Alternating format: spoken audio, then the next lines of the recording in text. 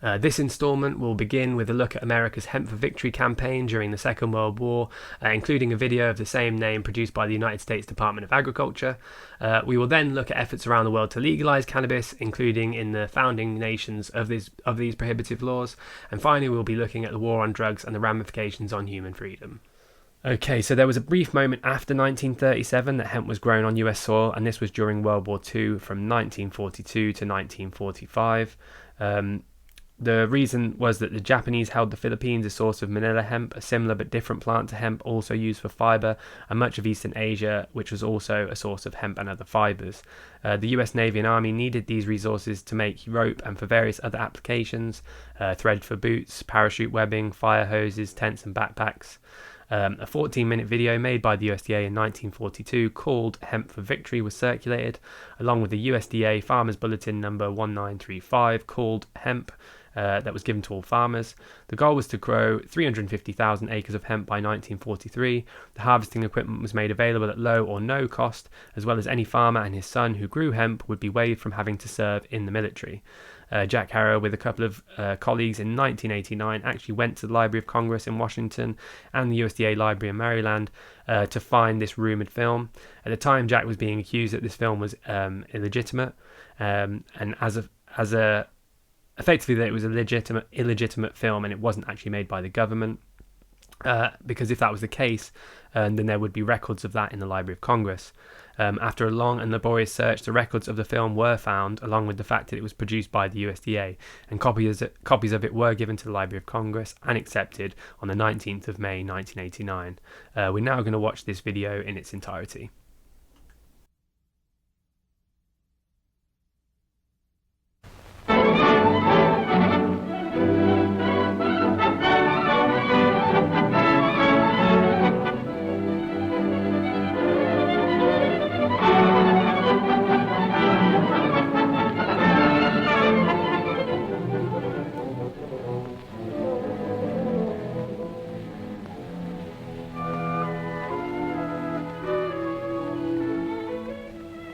Long ago, when these ancient Grecian temples were new, hemp was already old in the service of mankind.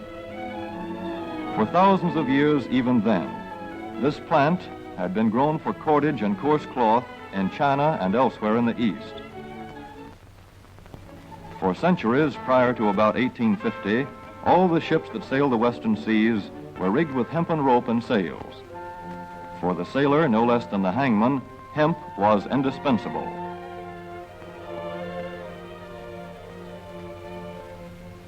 A 44-gun frigate, like our cherished old Ironsides, took over 60 tons of hemp for rigging. Including an anchor cable 25 inches in circumference.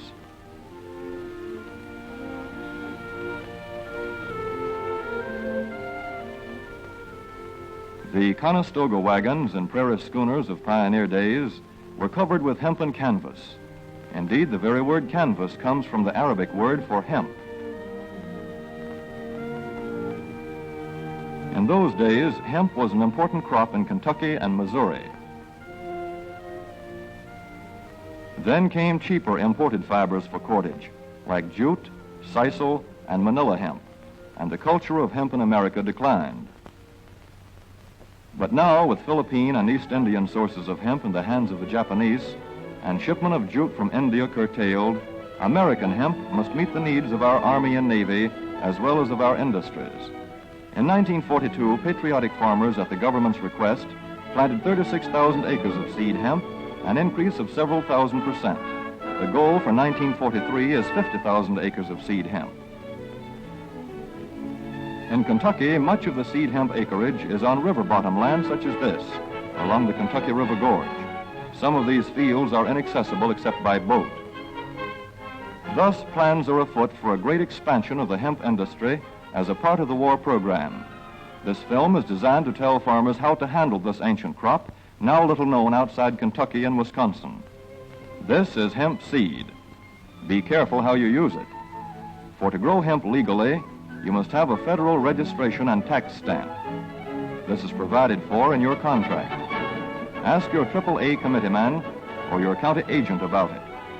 Don't forget, Hemp demands a rich, well-drained soil such as is found here in the bluegrass region of Kentucky or in central Wisconsin.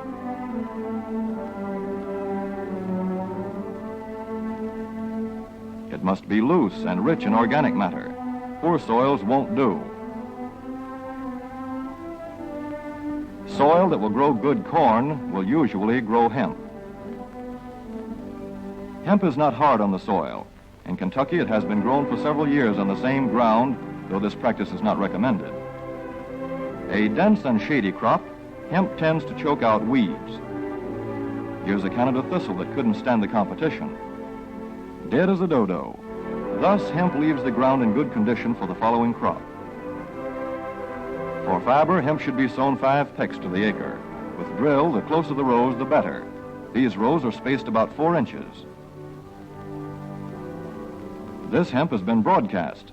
Either way, it should be sown thick enough to grow a slender stalk.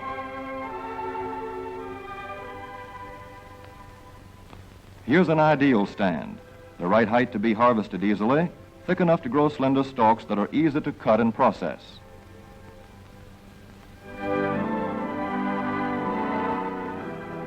Stalks like these here on the left, they yield the most fiber and the best. Those on the right are too coarse and woody.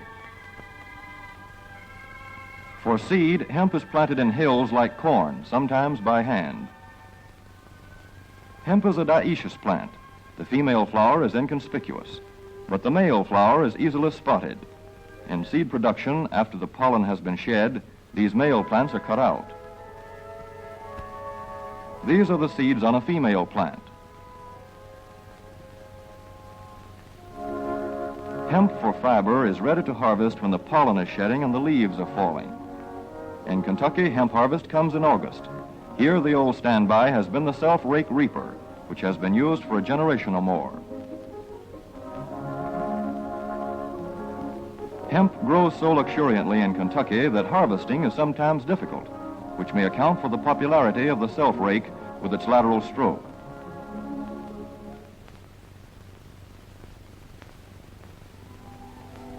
A modified rice binder has been used to some extent. This machine works well in average hemp.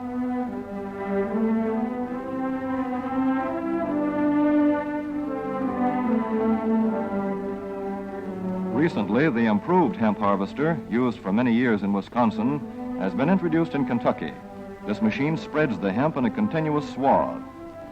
It is a far cry from this fast and efficient modern harvester to the Armstrong model of yore. But here's one kind of harvester, at least, that doesn't stall in the heaviest hemp. In Kentucky, hand cutting is practiced in opening fields for the machines.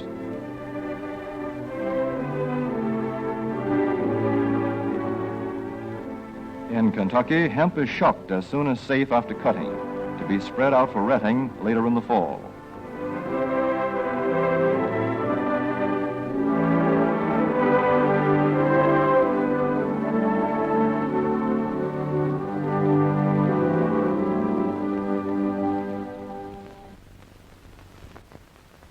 In Wisconsin, hemp is harvested in September.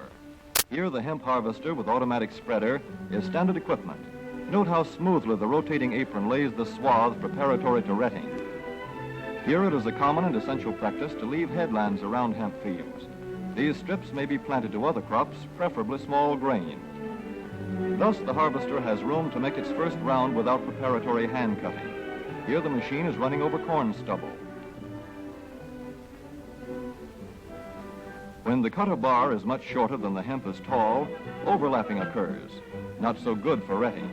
The standard cut is 8 to 9 feet. The length of time hemp is left on the ground to ret depends on the weather. The swaths must be turned to get a uniform ret.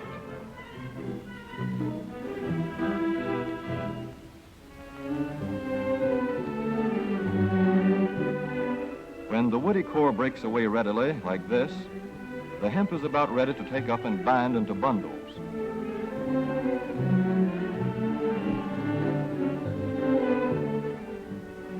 Well-retted hemp is light to dark gray. The fiber tends to pull away from the stalk. The presence of stalks in the bowstring stage indicates that retting is well underway.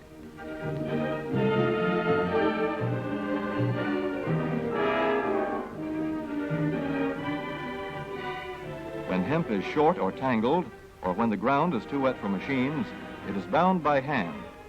A wooden buck is used. Twine will do for tying, but the hemp itself makes a good band.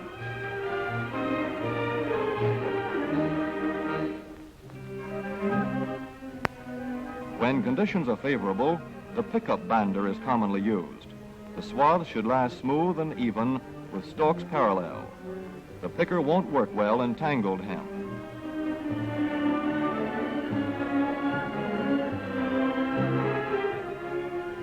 After binding, hemp is shucked as soon as possible to stop further retting. In 1942, 14,000 acres of fiber hemp were harvested in the United States. The goal for 1943 is 300,000 acres.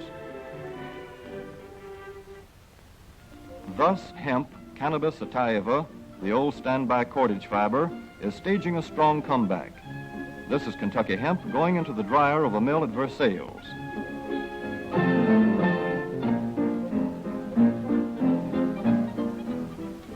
In the old days, breaking was done by hand, one of the hardest jobs known to man.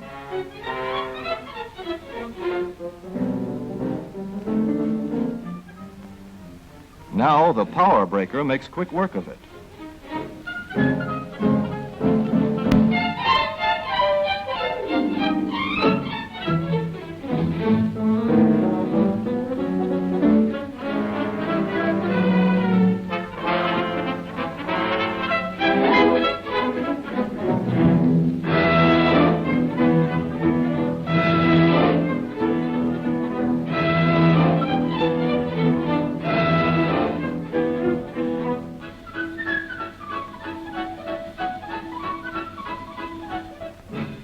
Spinning American hemp into rope yarn or twine in the old Kentucky River Mill at Frankfort, Kentucky. Another pioneer plant that has been making cordage for more than a century.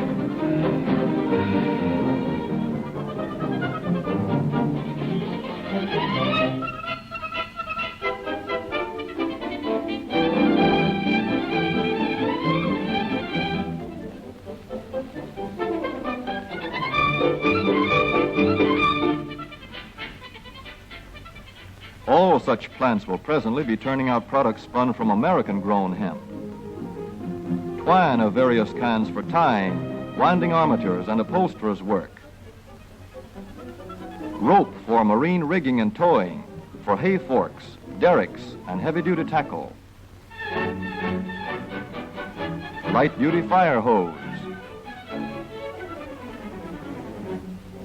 Thread for shoes for millions of American soldiers. And parachute webbing for our paratroopers.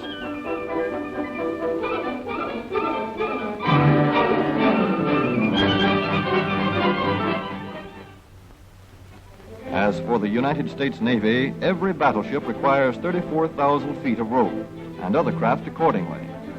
So here in the Boston Navy Yard, where cables for frigates were made long ago, crews are now working night and day making cordage for the fleet.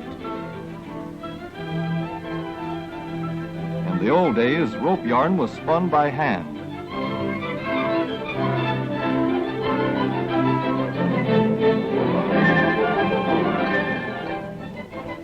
Today, even the rope walk is mechanized.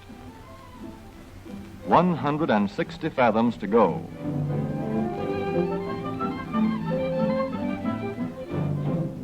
The rope yarn feeds through holes in an iron plate.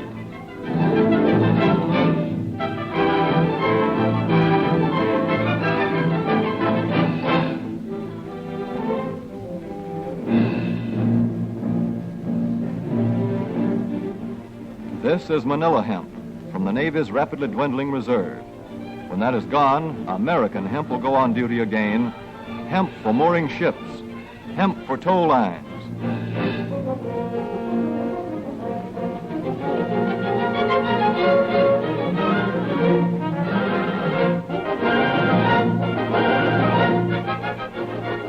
Hemp for tackle and gear. Hemp for countless naval uses, both on ship and shore. Just as in the days when old Ironside sailed the seas victorious, with her hempen shrouds and hempen sails.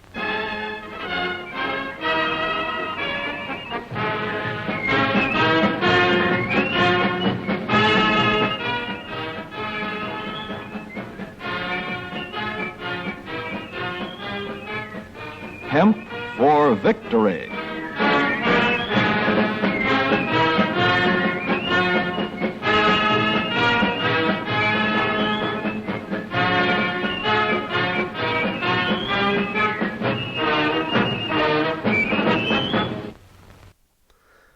It's no wonder such a film's existence was denied, and most likely the record scrapped, when it validates Jack's story that the US government knew and understood the historical significance of a crop like hemp, especially the self-reliance for America it provided.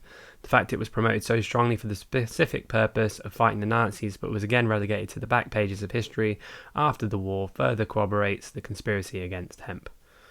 Now we're just going to have a look at the legalization of cannabis and looking at some of the efforts around the world to reschedule cannabis away from being a despised drug and reinstating it as the valuable resource and medicine that it clearly is. It will look at some of the methods that the powers that shouldn't be have used to continue the atrocities of the war on drugs, or more correctly, the war on personal freedom, and take a look at some of the common fallacies espoused by mainstream media and subsequently the general public. Firstly, as I'm sure anyone who has seen the news or read a paper in the last 10 years has seen an increasing number of countries and states in the US that have changed their stance on cannabis, particularly from the medicinal perspective. There are 2 countries that have fully legalized cannabis, meaning that they have legally licensed sales of cannabis, and they are Uruguay and Canada. Although these are the only countries that have fully legalized cannabis, 24 states, Alaska, Arizona, California, Colorado, Delaware, Illinois, Maine, Massachusetts, Michigan, Minnesota, Missouri, Montana, Nevada, New Mexico, New York, New Jersey, Oregon, Ohio, Rhode Island, Vermont, Virginia, and Washington, as well as District of Columbia and the Northern Mariana Islands, have legal recreational cannabis. 40 of the 50 states have legalized it for medicinal use, including the aforementioned US territories as well as Puerto Rico and Guam. All of this sounds extremely positive for the US, as contradictory as it may sound, with all these positive cannabis laws at the state level. When it comes to the federal level, it is still completely illegal. When looking at the rest of the world, Georgia and South Africa have legalized cannabis but without legal sales. Legal recreational use is allowed in Chile, Germany, Czechia, Luxembourg, Malta, Mexico, South Africa, and the Australian Capital Territory in Australia. Much of the rest of the world has either legalized medicinal use or at the very least decriminalized, limited enforcement, or outright tolerate licensed establishments, such as the Netherlands and Spain. Some of the countries with medicinal laws include Australia, Argentina, Costa Rica, Croatia, Colombia, Cyprus, Denmark, Ecuador, Finland, Greece, Ireland, Israel, Italy, Jamaica, Lebanon, Lithuania, Malawi, New Zealand, North Macedonia, Norway, Panama, Peru, Poland, Portugal, Rwanda, Sri Lanka, Switzerland, Thailand, Uganda, the UK, Zambia, and Zimbabwe. As you can see, all these laws all apply to cannabis as a drug or a medicine. When it comes to hemp, the term that I'll use to describe the industrial uses of cannabis, many European countries, as well as countries that historically have always produced hemp, such as Russia, Canada, and China, still grow hemp, manufacture hemp goods, and import it to other countries. The US has passed a law that allows states to grow and regulate industrial hemp on a state-by-state basis. That was part of the 2018 Farm Bill that became law on the 20th of December 2018. This is the first time federally legal hemp was grown in the US since World War II with the Hemp for Victory campaign. The UK in 1993 legalised industrial hemp after its earlier prohibition. That was in 1928. However, a licence acquired from the Home Office is required, with its associated fees, police background checks, and meticulous record keeping. And subsequently, the industry has always been kept relatively small, perhaps on a scale that keeps prices of hemp products high, and also small enough that it doesn't threaten the pre-existing competing industries. Quote, "Past and present drug czars have all upheld the fallacy woven for them originally by Anslinger, DuPont, Hearst, and their malevolent bureaucrats. Now it's co-maintained by energy, pharmaceutical, alcohol and beer companies, drug rehab professionals, drug testers, police, prison guards, and prison builders, all with enormous financial interests and public police state motives." End quote. From everything that I have read and come to understand about cannabis hemp, its suppression, and the ruthless nature of the powers behind the throne, all I will preface this by saying this is absolutely my personal opinion. I believe that the reason you hear so much about cannabis in the mainstream when centered around its use as a recreational drug, and more recently its use as a medicine, is to suppress all of its other uses, to create a negative stigma around cannabis so that the vast majority are completely unaware of the true benefits hemp can offer to the environment, the economy, and everyday people. If this sounds fishy to you, I would suggest that you look at some of the common fallacies that are often brought up when someone mentions cannabis. Cannabis destroys brain cells. Cannabis causes schizophrenia. One token you go insane. Cannabis is more cancerous than cigarettes. Cannabis is a gateway drug. If it were legal, more people would use it, and cannabis makes you lazy. All of these fallacies can be debunked with a relatively quick internet search, and further to the point, all of these fallacies still only look at the drug aspect of cannabis. How often have you heard anyone in the mainstream, news media, TV, radio, celebrities, politicians, mentioned hemp as a replacement fuel or to replace tree pulp paper? They will ram climate change down your neck, telling you that it's your everyday actions that are to blame for the ongoing environmental destruction, but they won't tell you that the solutions to solve these problems already exist and they've been hidden from us at the expense of our Mother Earth. When DuPont tells us that they bring better living through chemistry, they don't tell us that it's only for 100 years and then the entire planet dies for their profit. Now we're just going to take a little look at the effects of the war on drugs, particularly the ramifications on human freedom, and a look at America's prison industrial complex. Quote, approximately 50% of all drug enforcement money, federal and state, during the last 60 years has been directed towards marijuana, end quote. So you can see the importance of cannabis prohibition for drug enforcement. If cannabis was not included, then the total spending and justification for the ongoing war on drugs would be impossible to justify. It doesn't seem to matter that legal drugs such as tobacco and alcohol kill 5.5 million and 500,000 people respectively worldwide every year. Not to mention that alcohol is also responsible for 50% of road traffic accidents and 65% of all murders. Or that many hundreds of thousands of people die every year from prescription drugs, and that even the worst illicit drugs we can think of, like heroin or methamphetamine combined, kill far less people. I think it's a few thousand every year. This war is not concerned with logic and is not concerned about human health and welfare. The US is still yet to reclassify cannabis away from a Schedule 1 drug, meaning it has no accepted medical use, while simultaneously the United States Department of Health and Human Services also holds patents for the medical use of cannabinoids as antioxidants and neuroprotectants, and helps with conditions such as heart disease, diabetes, Alzheimer's disease, Huntington's disease, to name a few. The obvious contradiction is hard to ignore. Around 70 to 80% of people in federal and state prisons in the United States just 70 or 80 years ago would have never ended up there. That's 1.2 million of the 1.8 million prison population, and that's from 2005 stats.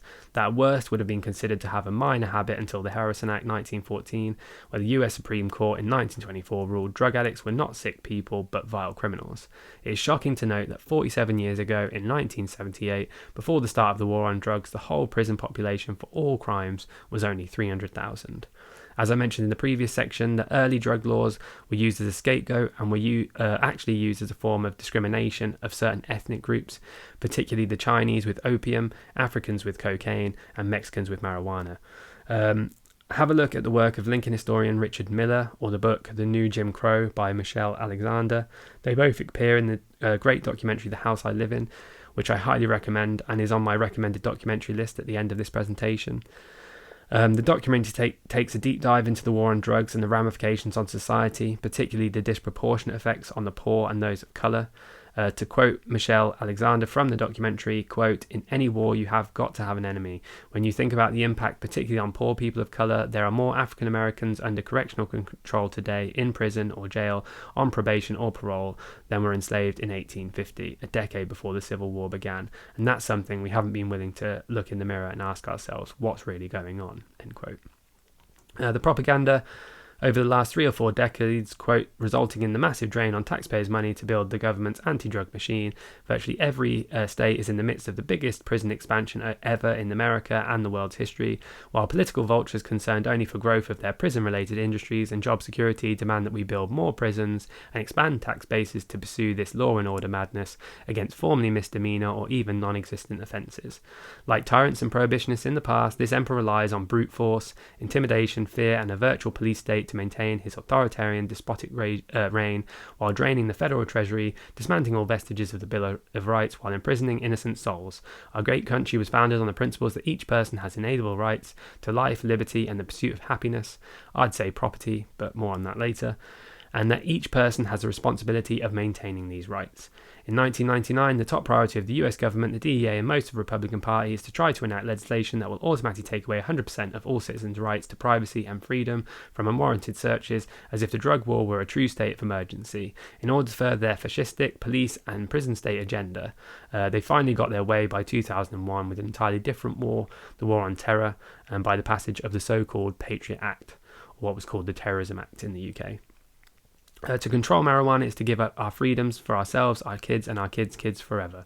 And that, my friend, is called fascism. And simply put it, if the laws on cannabis are not overturned, and if present earth-destructive practices such as strip mining, oil drilling, clear-cutting of trees, industrial pollution of waters, and the use of pesticides and herbicides are not discontinued, our planet will soon die at the hands of these ignorant, not knowing, and or evil politicians who think they have a right to pass more and more draconian laws, to fill more and more bigger prisons and jails with some of our most decent citizens. These same politicians portray themselves as being motivated purely out of concern for children. Meanwhile, they promote the massive ongoing environmental poisoning of these same children every day. Just to quote Spinoza here from 1660, quote, "All laws which can be violated without doing anyone any injury are laughed at," end quote. So what can we do about it? Quote, "Let's find another way to deal with the drug usage or be prepared for continued exponential erosion of our freedoms, including the rights of self-expression, public debate, and a free press, including books and songs. Accept the fact that virtually all drug-related crime ends if you treat addicts and users instead of removing them from society, help them, educate them, and encourage them to be financially productive. Those American citizens who would dare speak out against this tyranny are often slandered as druggies or dopers and may be threatened with loss of their jobs, income, families, and property. To win, we must drive a stake through the hearts of the US government/DEA's lies over and over and over again by hammering at them relentlessly with hardcore facts to defeat the evil of this hard-hearted emperor, the unjust cannabis laws, and even imprison these perpetrators if necessary to set our people free." End quote. So that was just quotes from Jack, again, just speaking to the lunacy of these laws and how ultimately the attack on cannabis was a scapegoat to the true intended goal of attack on very basic human freedoms. I hope this episode has helped to cast a light on the obvious contradictions present when looking at cannabis as the valuable resource that it is and the legal framework that is built around it. Also to highlight that cannabis, along with other drugs, have been used as a means to suppress particularly people of colour, but ultimately an attack on all human freedom. The next episode will be looking at the fundamental importance of freedom and how this is the solution to many of the current problems we face in the world today.